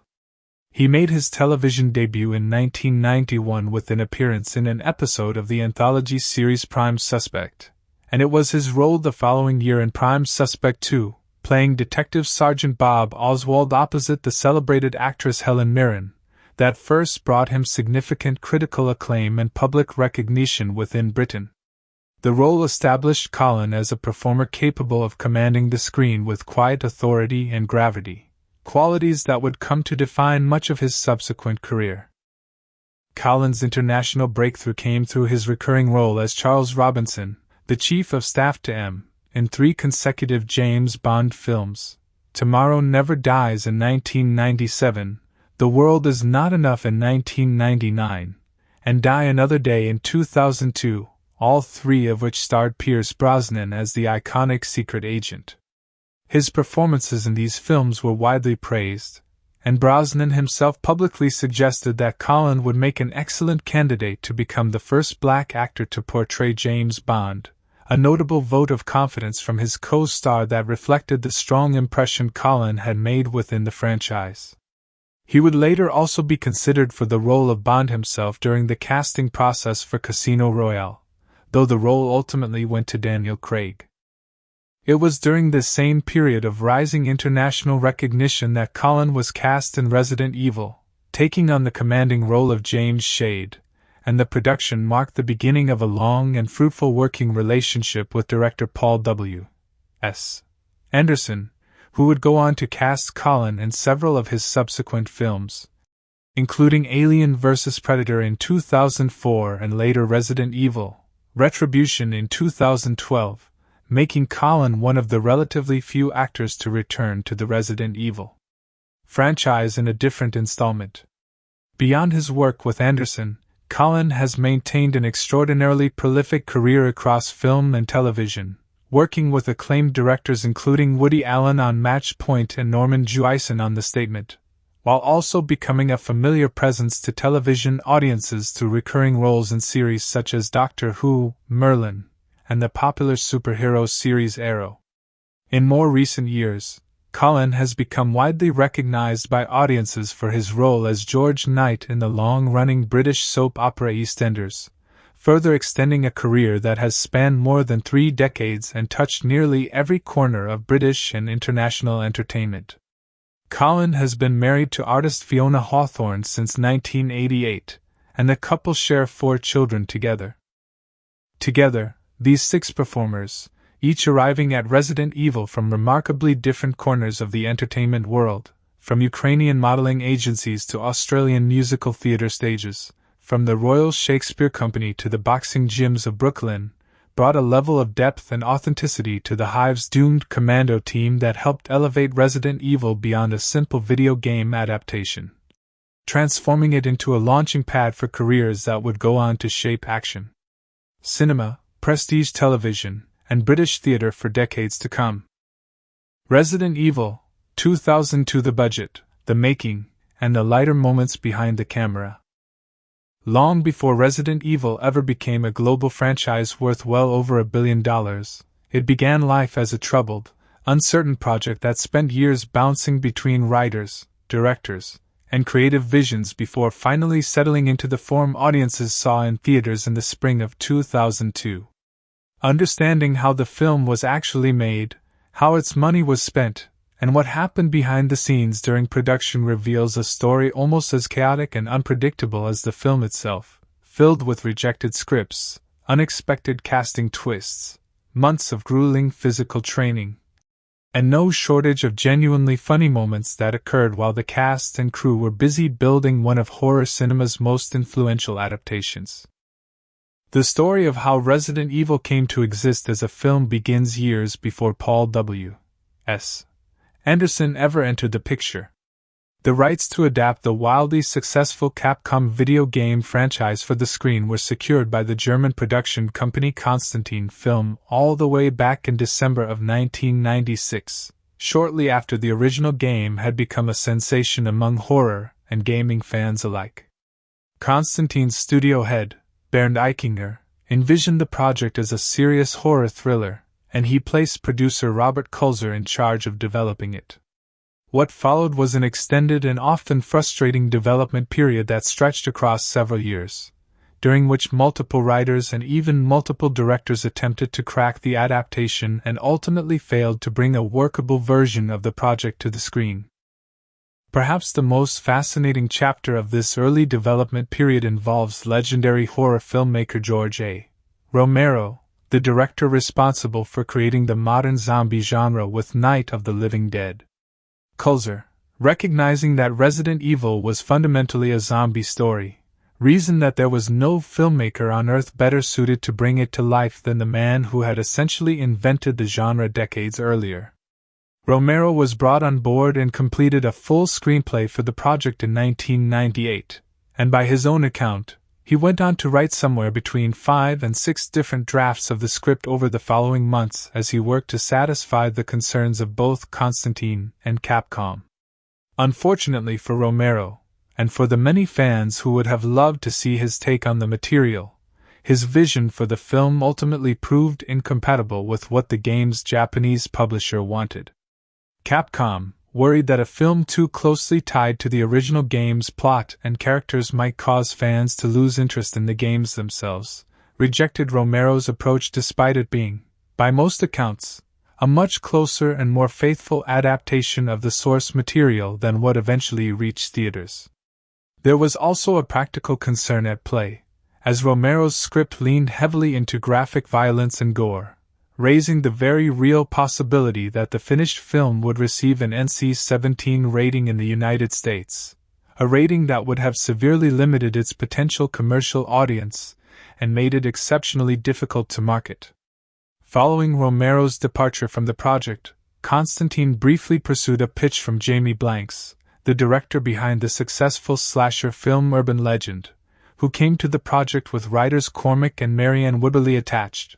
But this version also failed to move forward into production. It was only after these repeated false starts that Paul W. S. Anderson entered the picture in the year 2000. Anderson, who had already established himself as a filmmaker with a track record in video game adaptations thanks to his work on the original Mortal Kombat film back in 1995, took a dramatically different approach than either of his predecessors. Rather than attempting to directly adapt the plot or characters of the existing games, Anderson had actually written an entirely original screenplay called Undead, a story he later admitted was heavily inspired by, and by his own description something of a loose homage to, the world of Resident Evil. When Anderson learned that Constantine was still searching for a viable path forward on their long-stalled Resident Evil project, and that Bernd Eichinger remained enthusiastic about finding the right creative direction, Anderson saw an opportunity. He reworked his original Undead script, incorporating key elements from the games including the Umbrella Corporation, the T-Virus, and the fictional Raccoon City setting, and transformed it into what would eventually become the shooting script for the film. In something of an ironic twist that has amused fans of the franchise for years, Capcom ultimately approved Anderson's version of the story despite the fact that it was, in many respects, a far more radical departure from the games than Romero's rejected screenplay had ever been, featuring entirely new characters and an original storyline rather than anything drawn directly from the game's established narrative. Anderson himself was flown to Japan to personally pitch his vision to Capcom's leadership, and after securing their approval, the production finally had the green light it had been chasing for years. With the script finally locked and a director in place, the production moved into the business of actually building the film, and this meant carefully managing a budget of approximately $33 million, a figure that, while substantial, was considered relatively modest for a film of this scope and ambition, particularly given the extensive practical effects, custom-built underground sets, an international shooting schedule required to bring the story to life. A significant portion of the budget was allocated toward physical set construction, since the vast majority of the film's underground hive sequences were built almost entirely on sound stages rather than relying on location shooting, a decision that gave the production designers enormous control over the claustrophobic, sterile, and industrial atmosphere the film needed to achieve. Much of this interior work was filmed at Adlershof Studios in Berlin, Germany, where elaborate sets were constructed to represent the corridors, laboratories, and command centers of Umbrella's secret facility. The cold, clinical, and corporate aesthetic of these sets played a crucial role in establishing the film's tone, distinguishing it visually from the more traditional Gothic horror aesthetics audiences might have expected from a zombie film, and instead giving it something closer to a science fiction thriller crossed with military horror. Germany's contribution to the production extended well beyond its studio space. Several of the film's most memorable exterior locations were also shot in and around Berlin and Potsdam. The elegant mansion that serves as the concealed entrance to the hive at the beginning of the film was actually Linstedt Palace, a genuine 19th-century royal retreat built for Frederick William IV of Prussia, located within the grounds of the historic Sanssouci Park complex. The palace, now a protected heritage site, gave the production an air of authentic old-world grandeur that would have been enormously expensive and difficult to replicate through set construction alone. Similarly, when the surviving characters make their way to the underground train system deep within the hive, the sequence was filmed inside the Bundestag U-Bahn station near Berlin's Reichstag building, a station that had not yet been fully open to the public at the time of filming, allowing the production nearly exclusive access to shoot without the logistical challenge. Beyond Germany, portions of the production also required travel to Toronto, Canada, particularly for the filming of the film's haunting final sequence, in which Alice emerges from the hospital to find Raccoon City in ruins. Because the production could only secure access to a limited 2-block stretch of city streets for the sequence, the crew faced the challenge of making a small, contained urban area feel like an entire city had been devastated. To achieve this, the visual effects team digitally removed background elements such as passing cars and added additional debris and desolation in post-production, transforming what was actually a fairly compact filming location into the sprawling, abandoned wasteland audiences see on screen. This kind of resourceful problem solved one of the most technically impressive sequences in the entire film, and one that offers a genuinely fascinating behind-the-scenes story, is the now iconic laser corridor sequence in which several members of the commando team are gruesomely sliced apart by the hive's automated defense system. While much of the sequence relies on digital effects to sell the illusion of thin, deadly laser beams crisscrossing the hallway, the actual moment of Colin Salmon's character appearing to be diced into cubes was achieved using a surprisingly hands-on practical effects technique.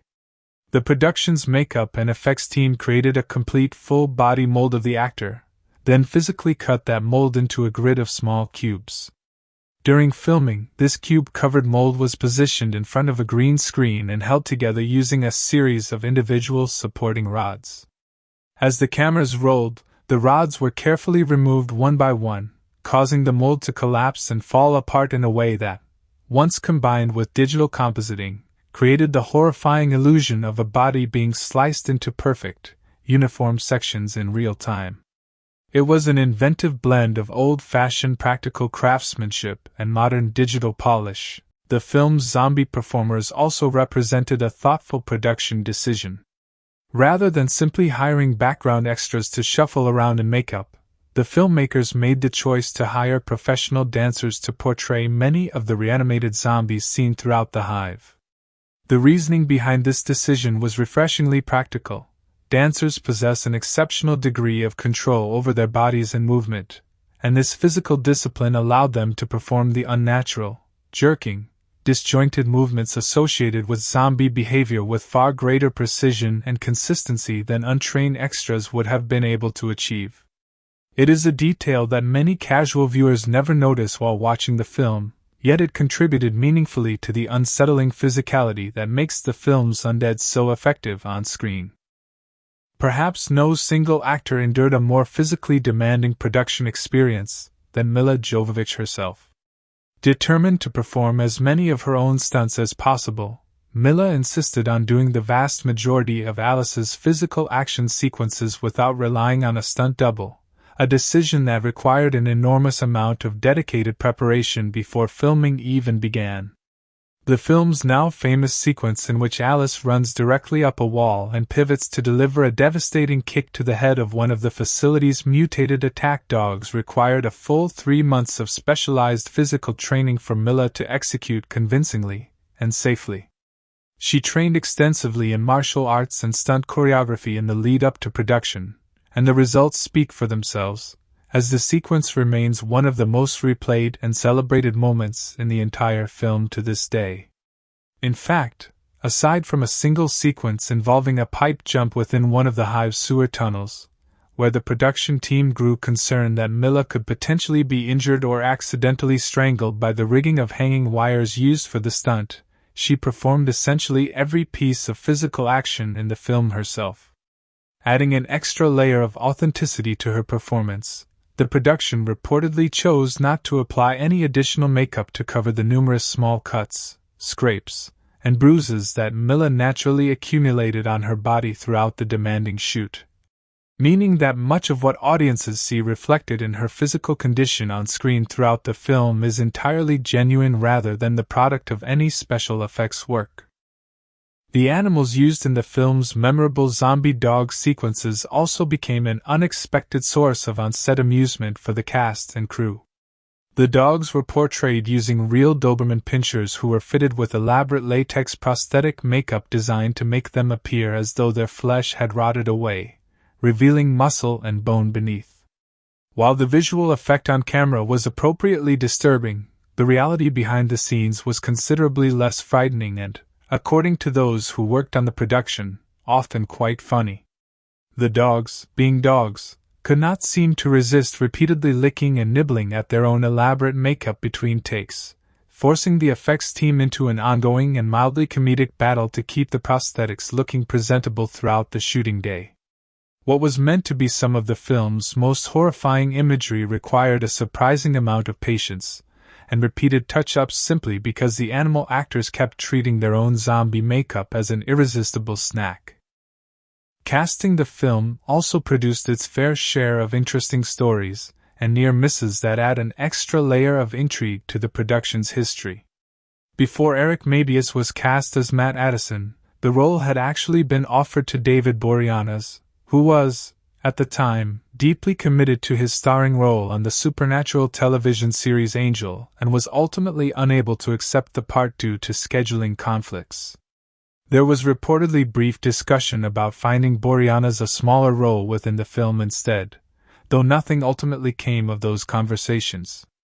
In an amusing twist that fans of the franchise still find entertaining today, Sarah Michelle Gellar, Boreanaz's real-life co-star from the world of Buffy the Vampire Slayer, was reportedly among the earliest names Anderson considered for a role in the film as well, a casting coincidence that never quite came together but remains a fun footnote in the production's history nonetheless. Milla Jovovich's involvement in the project was driven by genuine personal enthusiasm for the source material rather than simply being a job she took on. She had grown up playing the Resident Evil video games with her younger brother, Marco, and by her own account, she became a legitimate fan of the series through those shared gaming sessions long before she ever had any professional connection to the franchise. When the opportunity arose to star in a film adaptation, she has said she was drawn to the project largely because of how genuinely exciting it felt to actually become part of a world she already loved as a fan. Michelle Rodriguez's casting carries a similarly enthusiastic origin story. According to accounts from the production, Michelle was so eager to be part of any eventual Resident Evil film that she instructed her own talent agent to notify her the very moment any adaptation of the franchise received an official green light, telling her representatives that she would accept virtually any role made available to her simply for the chance to be involved. Her persistence paid off, and she was ultimately cast as Rain Ocampo, a role that would go on to become one of the most beloved performances of her early career. One particularly interesting piece of on-set history involves a bit of creative pushback from Milla Jovovich herself regarding how her character was originally conceived. According to details that have circulated from the production, Paul Anderson's original vision for Alice leaned much closer to a traditional damsel in distress archetype, with Michelle Rodriguez's character of Rain originally positioned as the film's primary physical action heroine instead. When Milla became aware of this original characterization, she reportedly approached Anderson directly and made the case for reshaping Alice into a far more capable, physically dominant action lead in her own right. Anderson ultimately agreed, and the resulting shift helped transform Alice into the commanding, self-reliant heroine audiences would come to know not just in this film, but across the entire six-film franchise that followed. It stands as a genuinely notable example of an actor directly and successfully shaping the fundamental direction of the character who would go on to define the remainder of her career. The romantic relationship that would eventually develop between Milla Jovovich and Paul Anderson also has its roots firmly planted in this production. The two met for the first time while working together on Resident Evil, and although their relationship did not become public or serious until sometime later, the connection first formed here on set would eventually lead to their marriage in 2009, along with an extraordinarily prolific ongoing creative partnership, with Anderson going on to write and direct every subsequent Resident Evil sequel featuring Milla in the leading role. It is a rare and genuinely charming example of a professional film set quietly setting the stage for a real, lasting partnership that would go on to shape both of their careers for the following 2 decades. The production also included a handful of playful behind-the-scenes touches that attentive fans have since discovered. Producer Jeremy Bolt reportedly makes several brief cameo appearances throughout the film as one of the many background zombies shuffling through the hive's corridors, a light-hearted bit of production in joke casting that many viewers never notice on first watch.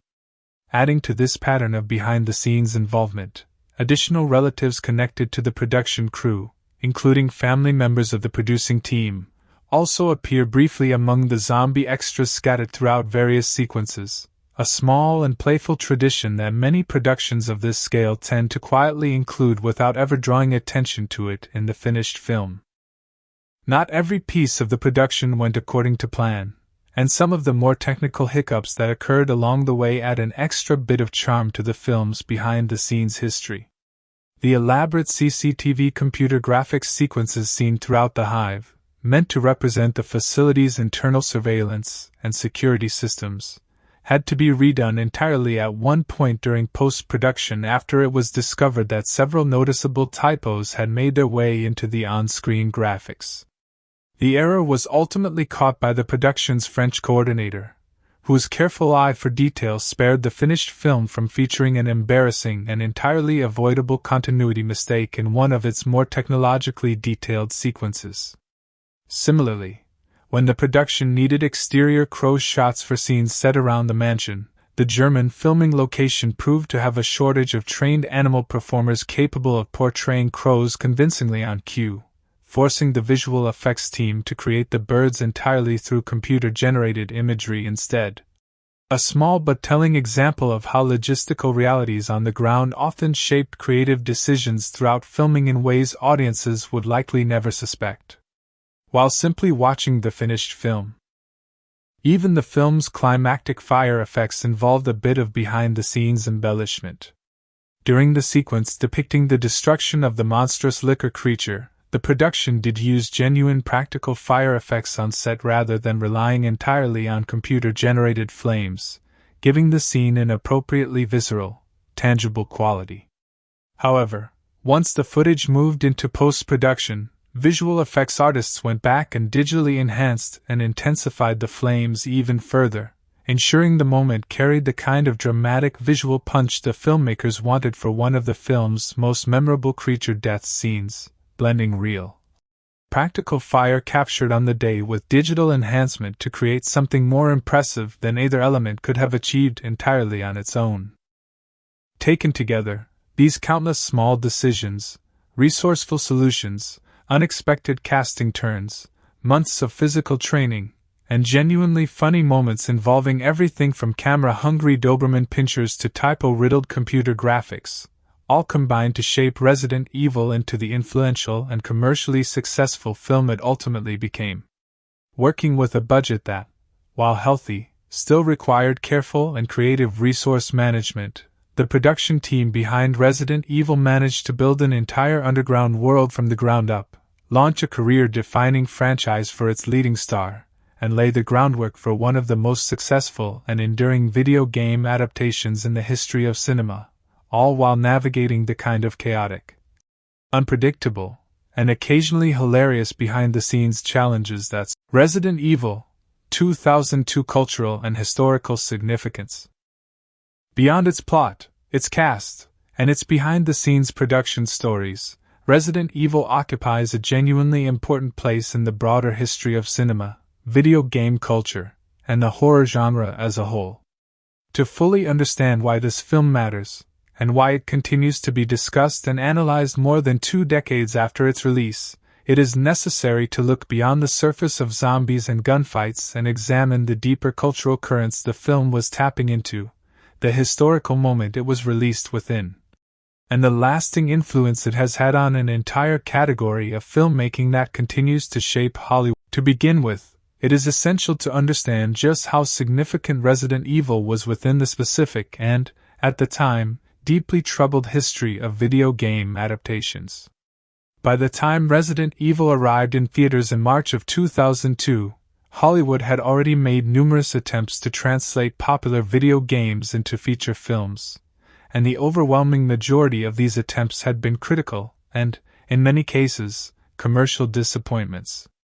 Adaptations throughout the 1990s had struggled repeatedly to capture what made their source material compelling in the first place, often producing films that satisfied neither dedicated fans of the games nor general moviegoers unfamiliar with the source material.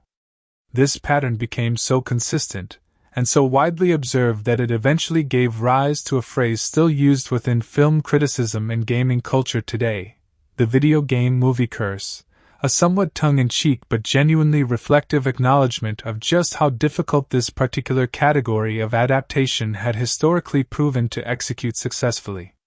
Resident Evil arrived directly into the middle of this troubled cinematic history, and its release represented something of a test case for whether a video game adaptation could actually succeed both critically and commercially in a way that previous attempts largely had not. The film's director, Paul W. S. Anderson, was himself already a somewhat significant figure within this specific lineage, having directed the 1995 adaptation of Mortal Kombat, a film that, despite receiving mixed critical reception upon its original release, had gone on to become one of the more commercially successful and, over time, culturally beloved video game films of the 1990s. Anderson's involvement with Resident Evil therefore carried a certain symbolic weight, positioning him as one of the only filmmakers of that era with any track record of translating interactive gaming experiences into functioning cinematic narratives. When Resident Evil was ultimately released, it became recognized by many critics and cultural observers as one of the first video game adaptations to be produced with an R rating in the United States, a distinction that mattered a great deal within the context of the genre at that time. Previous major video game adaptations had generally been developed and marketed toward younger, more family-friendly audiences, largely because studios feared alienating the broad demographic base that video games themselves attracted. Resident Evil's willingness to embrace a harder, more adult-oriented rating, filled with genuine horror elements, graphic violence, and a persistently dark and oppressive tone, represented a meaningful departure from that earlier, more cautious approach. And it helped signal to the industry that video game adaptations could successfully target the same mature horror and action audiences that had made the games themselves so popular in the first place. This willingness to embrace darker, more mature material also connects Resident Evil to a much older and deeper lineage within horror cinema itself, one that stretches back decades before either the video games or the film ever existed. The zombie as a cinematic figure has a long and culturally significant history, and its meaning has shifted dramatically across different eras of filmmaking, often reflecting the particular anxieties of the society producing the films at any given moment. The modern conception of the fast-moving, virally infected, flesh-hungry zombie that Resident Evil helped popularize on screen owes an enormous debt to the zombie films that came before it, particularly the groundbreaking work of George A. Romero, whose 1968 film Night of the Living Dead essentially invented the template for the modern zombie genre as audiences understand it today. It is a genuinely fascinating and somewhat poetic detail of film history that Romero himself was actually involved in the earliest attempts to adapt Resident Evil for the screen, having written several drafts of a screenplay for the project years before Anderson's version was ultimately produced. Although Romero's vision was ultimately rejected by the game's Japanese publisher over concerns about faithfulness to the source material and worries about an overly restrictive rating, his brief but significant involvement in the project's history connects Resident Evil directly, if indirectly, to the very origins of the zombie genre itself, creating a strange and compelling historical through line between the father of the modern zombie film and one of the most commercially successful zombie franchises of the following 2 decades. Understanding the deeper cultural function of zombie cinema requires looking at what these films have historically represented to the societies that produced them. Romero's original Night of the Living Dead emerged during the deeply turbulent social and political climate of the late 1960s, a period defined by the ongoing war in Vietnam, the civil rights movement, and widespread social upheaval throughout the United States. And critics and film historians have long argued that the film's imagery of ordinary people transformed into mindless, aggressive hordes reflected very real anxieties about social breakdown, mass conformity, and the loss of individual identity that were circulating throughout American culture at that time. Romero's later and equally influential film Dawn of the Dead, released in 1978, shifted its zombie metaphor toward a pointed critique of American consumerism, famously setting much of its action within a suburban shopping mall and using its shambling undead as a none too subtle commentary on mindless consumer culture.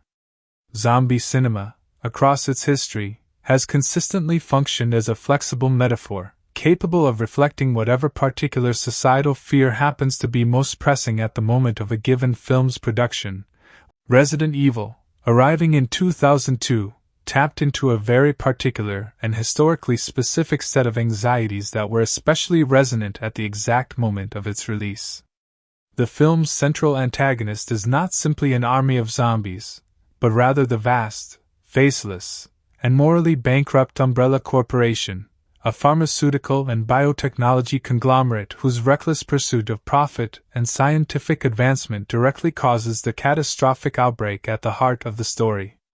This framing of a powerful, secretive corporation as the true villain of the piece, one whose greed and lack of ethical restraint ultimately unleashes horror upon innocent people, connects Resident Evil to a broader and historically significant tradition of corporate paranoia storytelling that has run through American popular culture since at least the 1970s. Films exploring themes of corporate malfeasance, secretive scientific experimentation, and the dangers of unchecked institutional power have appeared consistently throughout the decades preceding Resident Evil's release, but the film's theatrical release in March of 2002 occurred during an extraordinarily fraught period in recent American and global history.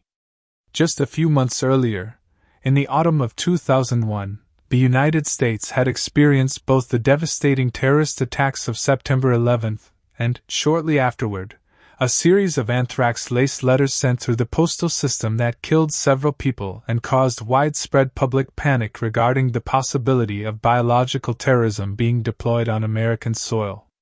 This anthrax scare, though relatively contained in terms of its actual casualty count, had an enormous psychological impact on the American public, introducing into mainstream cultural consciousness a very real and immediate fear of engineered biological agents being weaponized and unleashed upon ordinary civilian populations. Resident Evil's central premise, involving a genetically engineered virus escaping containment from a secretive corporate laboratory and threatening to spread uncontrollably to the general public, arrived in theaters at a moment when American audiences were, quite literally, living through a period of heightened cultural anxiety about exactly this kind of biological catastrophe. While the film's screenplay had obviously been completed and its production largely finished well before these real-world events unfolded, meaning any direct causal connection between the anthrax scare and the film's content would be historically inaccurate, the coincidental timing of its release nonetheless meant that Resident Evil's fictional bioterror scenario landed within a cultural environment uniquely primed to find such stories especially unsettling and immediate. This same period of American history was also marked by a growing and increasingly public distrust of large corporations, a sentiment that would only intensify in the months and years following Resident Evil's release as a series of major corporate scandals began dominating headlines. The collapse of Enron, one of the largest corporate accounting scandals in American history, was unfolding in the exact same months surrounding the film's theatrical debut, with the company's spectacular implosion becoming public knowledge in late 2001 and continuing to generate extensive media coverage and public outrage throughout 2002. This growing sense that powerful corporations could engage in reckless, unethical behavior behind closed doors while projecting an entirely different, trustworthy public image found an eerie thematic echo within Resident Evil's depiction of the Umbrella Corporation. A company that presents itself publicly as a benevolent leader in medical and pharmaceutical innovation, while secretly developing catastrophic biological weapons within a hidden underground facility. Though there is no direct evidence that the filmmakers intentionally crafted their narrative as commentary on the specific corporate scandals unfolding in the news at the time, the broader cultural mood of corporate distrust that these scandals both reflected and intensified provided fertile ground for a story built around exactly this kind of institutional betrayal to resonate deeply with contemporary audiences. Beyond these specific historical circumstances surrounding its release, Resident Evil also draws upon a much older and more literary set of cultural references that add an additional and often overlooked layer of depth to the film's storytelling. Throughout the film, careful viewers have identified a consistent pattern of allusions to Lewis Carroll's beloved 19th-century novels Alice's Adventures in Wonderland and Through the Looking Glass, allusions that begin with the most obvious connection of all, the film's protagonist sharing her name directly with Carroll's famous literary heroine. This is far from a coincidental naming choice. The entrance to the hive itself is concealed behind a pair of mirrored doors, a clear visual reference to Carroll's Through the Looking Glass, in which Alice passes through a mirror into an alternate, dreamlike reality governed by its own strange and often illogical rules. The film's central antagonistic artificial intelligence, meanwhile, takes the form and name of the Red Queen, directly borrowing both the name and the imperious, absolute authority of Carroll's tyrannical chess piece monarch from Through the Looking Glass, a character famous for her habit of ordering executions with the phrase, "Off with their head." This connection becomes especially pointed within the film itself, as several of the Red Queen's kills throughout the story are staged as literal decapitations, a direct and deliberate visual echo of the Carrollian source material. Additional characters within the story echo this same literary framework as well, with certain members of the commando team functioning as loose analogues to figures from Carroll's stories, and even minor visual details, such as the use of a white rabbit as a test subject for the T-virus early in the film, serve as further nods to this underlying literary architecture. This layer of literary allusion gives Resident Evil an unexpected degree of thematic sophistication beneath its surface as a fairly straightforward action horror film, situating Alice's journey through the nightmarish, illogical, and rule-bound underground world of the Hive as a kind of dark. The film's visual and narrative structure also draws meaningfully from other significant works within the horror and science fiction genres that preceded it, situating Resident Evil within a broader lineage of claustrophobic, isolated setting horror storytelling. The film's now iconic laser corridor sequence, in which several characters must navigate a deadly grid of automated defenses in order to progress deeper into the facility, bears clear thematic and structural resemblance to the 1997 Canadian horror film Cube, a movie built entirely around trapped characters navigating a maze of deadly, automated rooms within an enigmatic and inescapable structure. Similarly, the film's broader setting, an isolated group of characters trapped within a sealed, hostile environment and forced to fight for survival against an overwhelming and rapidly multiplying threat, connects Resident Evil to the deep influence of Ridley Scott's Alien and James Cameron's subsequent sequel Aliens, both of which established many of the genre conventions around claustrophobic, isolated survival horror that Resident Evil would go on to draw from extensively. This borrowing and remixing of established genre conventions was not viewed by critics as a weakness unique to Resident Evil, but rather as a fairly standard and expected practice within horror and science fiction filmmaking more broadly, a genre that has always operated through a rich and ongoing tradition of films building upon, referencing, and reinterpreting the successful elements of the works that came before them. Resident Evil's relationship to its own source material also represents a genuinely significant and much discussed aspect of its cultural and historical importance within the broader conversation around adaptation as an artistic practice. Unlike many video game adaptations both before and after it, which typically attempt some degree of direct narrative fidelity to their source material, Resident Evil took the unusual and, at the time, somewhat controversial approach of constructing an entirely original story populated by entirely new characters, one that borrowed key conceptual elements from the games, including the Umbrella Corporation, the T-Virus, the Hive setting, and monstrous creatures such as the Licker, while declining to adapt any specific plot, character, or narrative beat directly from the existing games. This decision has remained a persistent point of debate among both film critics and dedicated fans of the video game series in the years since the film's release. Some have argued that this approach represents a fundamental failure of adaptation, pointing out that a film bearing the Resident Evil name ought to more directly reflect the specific characters, settings, and storylines that made the games themselves so beloved among their dedicated fanbase in the first place. Others, however, have offered a more sympathetic reading of this creative choice, arguing that Anderson's decision to treat the games as source material for a new, original story, rather than attempting a direct, literal translation of interactive gameplay narrative into a passive cinematic viewing experience, actually represents a more thoughtful and ultimately more successful approach to video game adaptation than many of the more literal attempts that both preceded and followed it. This ongoing critical conversation around Resident Evil has, over the years, become something of a case study within broader academic and critical discussions of adaptation theory as it specifically pertains to the unique challenges. The film's commercial success also carries significant historical weight within the broader story of Hollywood's relationship with video game intellectual property. Made on a moderate budget of approximately $33 million, Resident Evil went on to earn more than $100 million at the worldwide box office, a result that, while not an enormous blockbuster by the standards of major studio tentpole films, nonetheless represented a clear and significant commercial success relative to its production costs. This success proved crucial in convincing Constantine Film and its production partners to move forward with additional installments, ultimately launching a franchise that would go on to include 5 sequels released across the following decade and a half, collectively grossing well over $1 billion worldwide by the time the original 6-film saga concluded.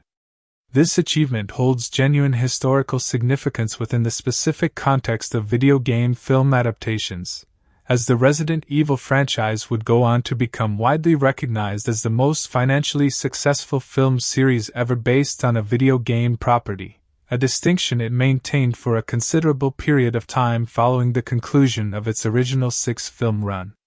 This sustained commercial success helped demonstrate to studio executives throughout Hollywood that video game properties, when handled with sufficient creative confidence and commercial savvy, could indeed sustain long-running. The franchise's influence has also flowed in the opposite direction, back into the very medium of video games that originally inspired it, creating a genuinely interesting feedback loop between the film series and its source material. In the years following the release of Resident Evil, subsequent entries within Capcom's own video game series began incorporating visual and conceptual elements that appeared to draw direct inspiration from Anderson's films rather than the other way around. The laser corridor defense sequence that proved so memorable and visually striking within the original 2002 film would later appear, in a strikingly similar form, within Resident Evil 4, one of the most critically acclaimed and influential entries in the entire video game series. And this same sequence would go on to be replicated once again within the 2024 remake of that same game. An homage that many longtime fans and critics have interpreted as a deliberate and knowing nod back to the film that originally popularized this particular set piece within the franchise's broader visual vocabulary. This kind of cross-media influence, in which a film adapts Resident Evil, also holds a meaningful place within the specific cultural history of women-led action cinema, a genre category that was still working to establish itself as commercially viable within mainstream Hollywood at the time of the film's release. While female action heroines were certainly not unprecedented by 2002, with earlier films such as the Alien franchise's Ripley and the Terminator franchise's Sarah Connor having already established important precedents for physically capable, narratively central female protagonists within genre filmmaking, the specific combination of horror and action that Resident Evil offered, built entirely around Milla Jovovich's central performance as Alice, helped further cement and expand this particular tradition heading into the new millennium. The film's decision, made in part due to direct input from Jovovich herself during production, to position Alice as a fully capable, physically dominant action heroine rather than a more passive damsel in distress figure, reflects a broader and ongoing cultural shift throughout the late 1990s and early 2000s toward greater representation of physically empowered female protagonists within mainstream action and horror cinema. Milla Jovovich's performance across this film and its subsequent 5 sequels helped establish her as one of the defining action heroines of this particular era of filmmaking, and the music channel VH1 would later formally recognize this reputation by dubbing her the reigning queen of what the network termed kick-butt cinema. An informal but culturally the film's production history also reflects broader and historically significant shifts occurring within the global film industry during this particular period. Resident Evil was produced through an unusually international collaboration, bringing together financing, talent, and production resources from Germany, the United Kingdom, France, and the United States, a genuinely multinational structure that reflected the increasingly globalized nature of mid-budget genre filmmaking during the early 2000s.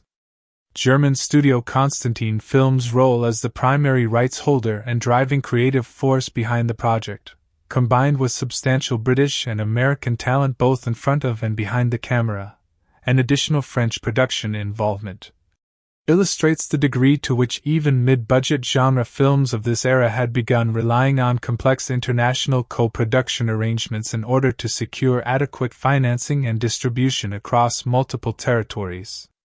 This kind of cross-border production model would become an increasingly common, and it is also worth situating Resident Evil within the specific historical moment of horror cinema more broadly at the turn of the millennium, a period during which the genre was undergoing a significant transformation and revival following a relatively fallow period throughout much of the 1990s.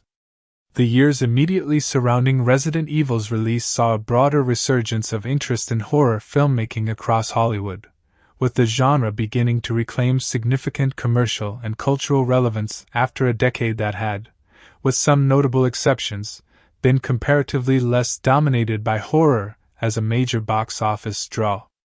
This broader horror revival would continue to accelerate throughout the following several years, eventually giving rise to a wave of successful horror franchises and a renewed critical and commercial appetite for genre filmmaking that would define much of the decade's cinematic landscape.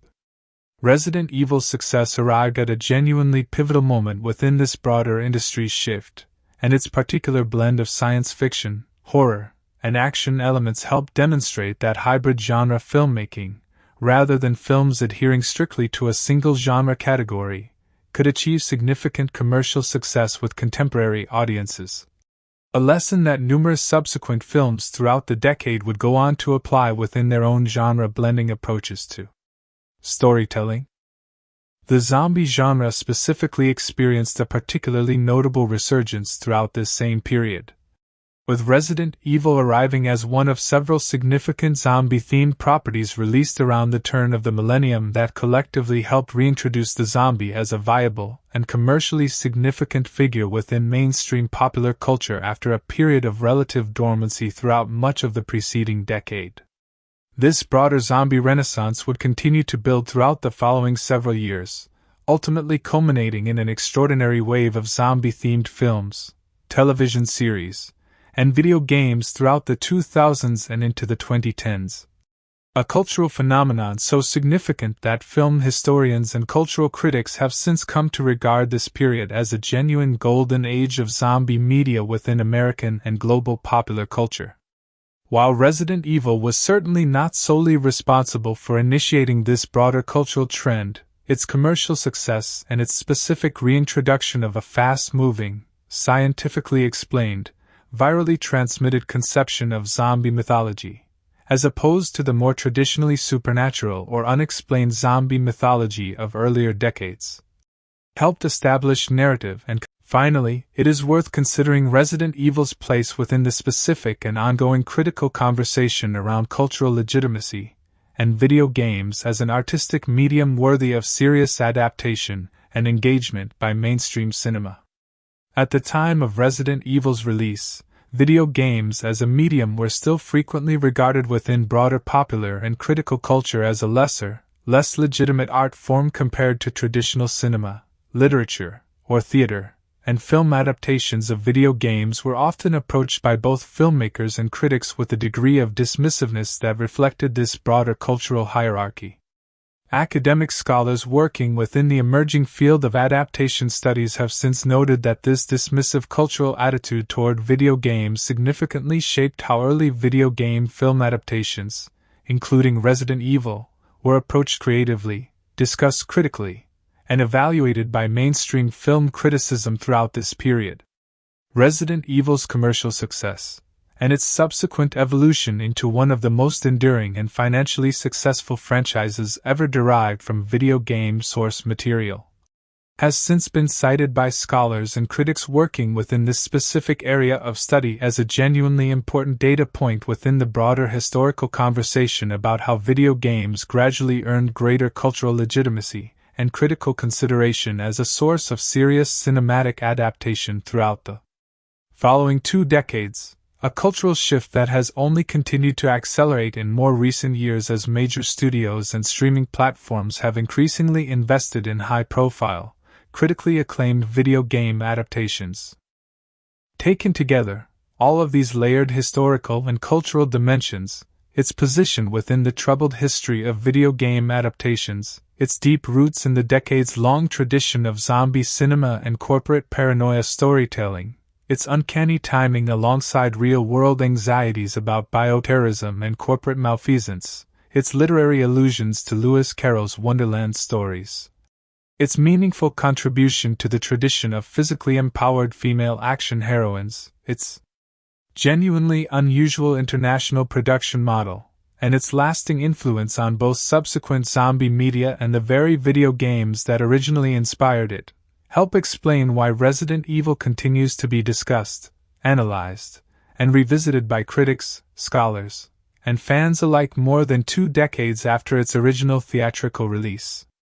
What might, on its surface, appear to be a relatively straightforward zombie action film in fact sits at the intersection of numerous significant cultural, historical, and industry-wide currents, making it a genuinely rich and rewarding subject for deeper cultural analysis well beyond its immediate value as an entertaining piece of early 2000s genre filmmaking.